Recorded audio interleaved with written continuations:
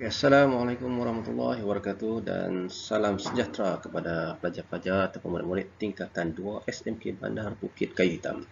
Okey, insya-Allah pada hari ini kita akan teruskan sesi PDPR kita masih menggunakan buku teks matematik tingkatan 2 dan bab 1 pola dan jujukan.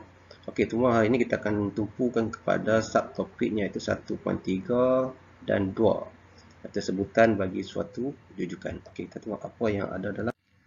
Okey, baiklah murid-murid, kita tengok untuk yang pertama 1.3.2 sebutan bagi suatu jujukan. Okey, dalam definisi yang ada dalam buku teks kamu tu, dia tulis sebutan sesuatu jujukan dikenali sebagai sebutan ke n. Okey, ke n tu maksud dia ke n.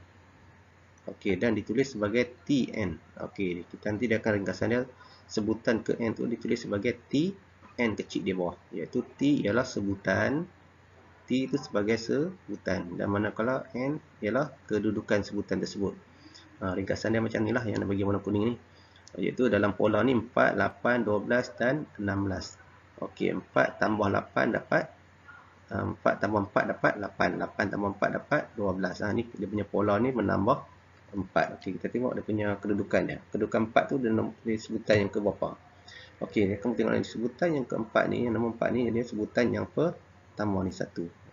Okey, jadi T1 ni merujuk kepada tempat nombor 4 ni lah, yang pertama. Okey, T2 ni merujuk kepada nombor 8 tu lah. Ni nombor 8. Okey, jadi sini nombor 1, nombor 2, nombor 3, nombor 4. Okey, jadi T1, T2, T3 dan T4. Ni secara ringkas lah untuk kedudukan T tu lah. Tn tu bermaksud T ialah sebutan, manakala N tu ialah kedudukan sebutan tersebut. Sebutan dia berada di mana? Nombor 1, nombor 2, nombor 3, nombor 4. Okey, baiklah murid, kita tengok contoh nombor 10. Nyatakan sebutan kelima bagi jujukan nombor berikut.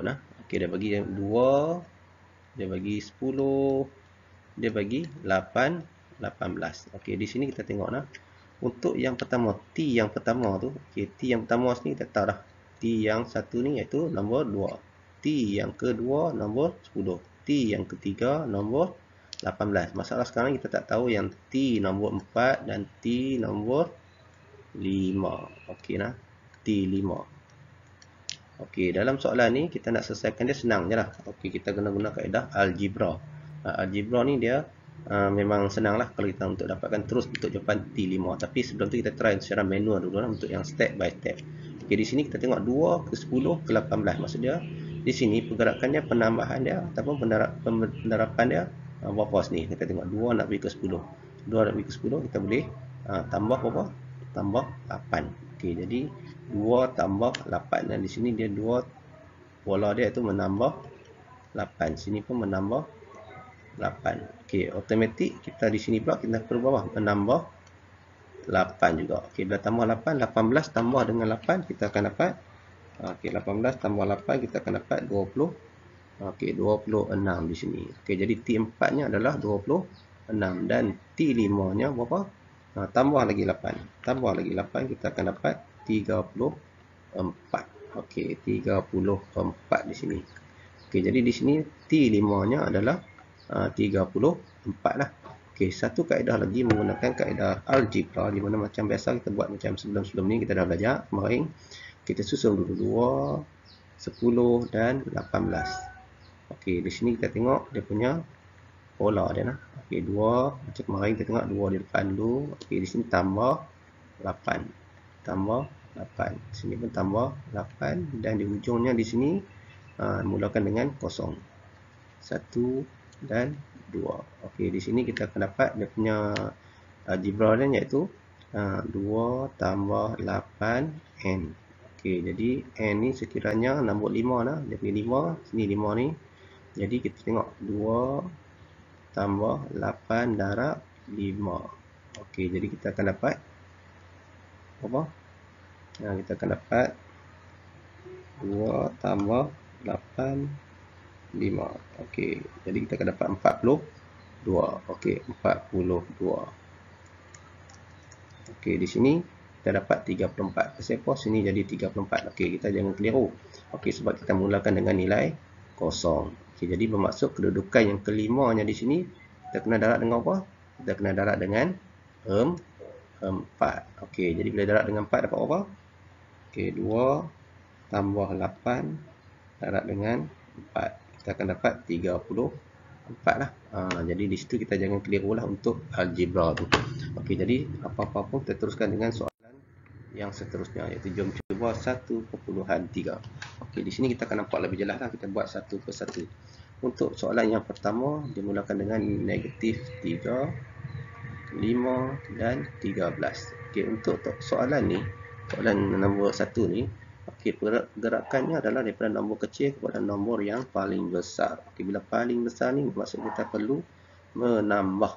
Okey, menambah. Jadi di sini pergerakan dia, kalau kita tengok nombor 3 nak pergi kepada nombor 5 ni, dia kena tambah. Tambah berapa? Dia tambah sebanyak 8. Okey, bila tambah 8 dia akan dapat positif 5. Di sini pun sama. 5 tambah 8 kita akan dapat 13. Okey, di sini dia tanya sebutan ke-7 dan ke-11. Ni ke-7 dan ke-11. Sebab tu kita kena guna kaedah algebra. Okey, bila menggunakan kaedah algebra kita susun balik. Negatif 3, 5, 13. Okey, sama dengan. Jadi negatif 3, sini pun negatif 3, sini pun negatif 3. Jadi di sini dia dah tambah 8. Tambah 8, sini pun tambah 8, sini pun tambah 8. Di sini dia mula dengan kosong. 1, 2. Jadi bermaksud sini T1, sini T1, T2, T3. Okey, jadi untuk dapatkan T11, T itu kita kena nombor 6 lah. Okey, jadi kita try untuk dapatkan nilai bagi T7. T7 di sini, T7. Okey, bila T7 kita tengok nombor apa? Sini adalah nombor 6 lah. Dia akan dapat sinilah. Formula dia akan dapat T7 sama dengan negatif 3 tambah 8. Dalam kurungan ni kena letak nombor 6 lah. Baru kita akan dapat T7. Jadi T7 di sini bermaksud kita tengok negatif 3. Negatif 3 tambah 8. Dalam kurungan letak 6. Jadi kita akan dapat nilai dia 40. Okey, 45. Okey, ini untuk T7. Dan T11, kita tak boleh letak nombor 11 ni dalam kurungan ni. Kita kena letak apa? Negatif 3 tambah 8 dalam kurungan nombor 10. Jadi kita akan dapat T11 sama dengan negatif 3 tambah 8 dalam kurungan nombor 10 lah. 10 sama dengan, kita akan dapat 77. Okey, di sini kita akan dapat 77. Okey, 77 bagi untuk T11. Jadi selesai untuk soalan nombor A lah. Huruf A tu, soalan nombor pertama tu A, kita akan dapat T7 dia sama dengan 45. T7 sama dengan 45 dan T11 dia sama dengan 77. Okey, seterusnya soalan B. Untuk soalan B ni pula, okey, dia ada nombor pecahan dan nombor pecahan bercampur lah, nombor bercampur tu dan juga nombor bulat. Okey, untuk 4 pergerakan pergi kepada 5.12 ni, dia akan menambah sebanyak 1.5. 4 dah pergi kepada 5/1/2 ni sampai ke 7 ni. Okey, pergerakan setiap ni dia ada menambah 1.5.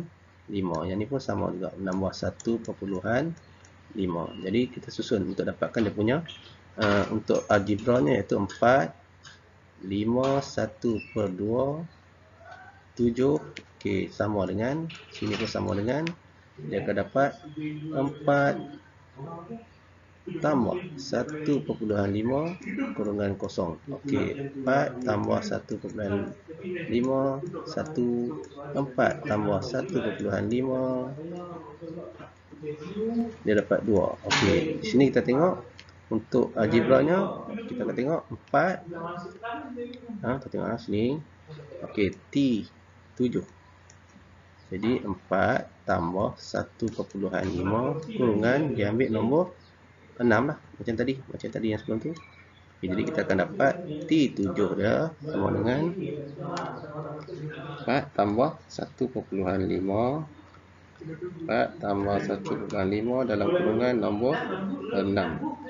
Okey, kita akan dapat 13. Kita akan dapat di sini 13. Jadi jawapan dia 13 untuk soalan yang T7. Dan T11 senanglah. T11 kita ambil balik sama juga, 4 tambah 1/5.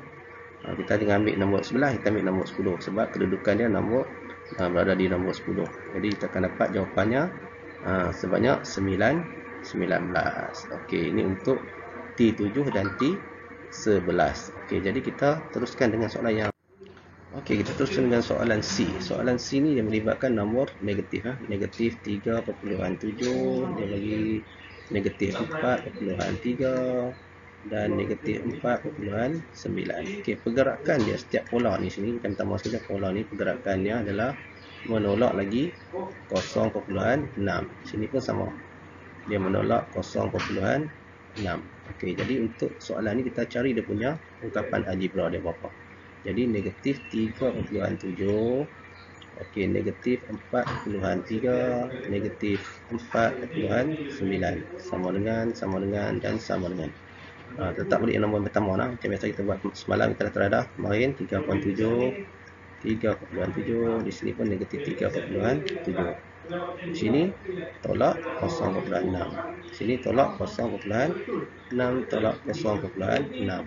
Okey, 0, 1 dan 2.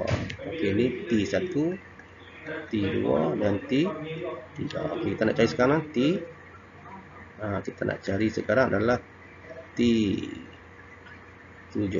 Okey, jadi ambil dia punya formula 3.7 tolak 0.6 buat kurungan nombor 6 lah.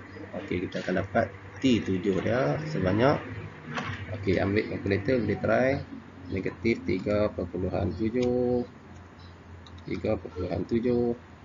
Okey, tolak 0, tolak dengan 0 negatif 0.6. Okey, dalam kurungan nombor 6. Okey, kita akan dapat negatif 7.3.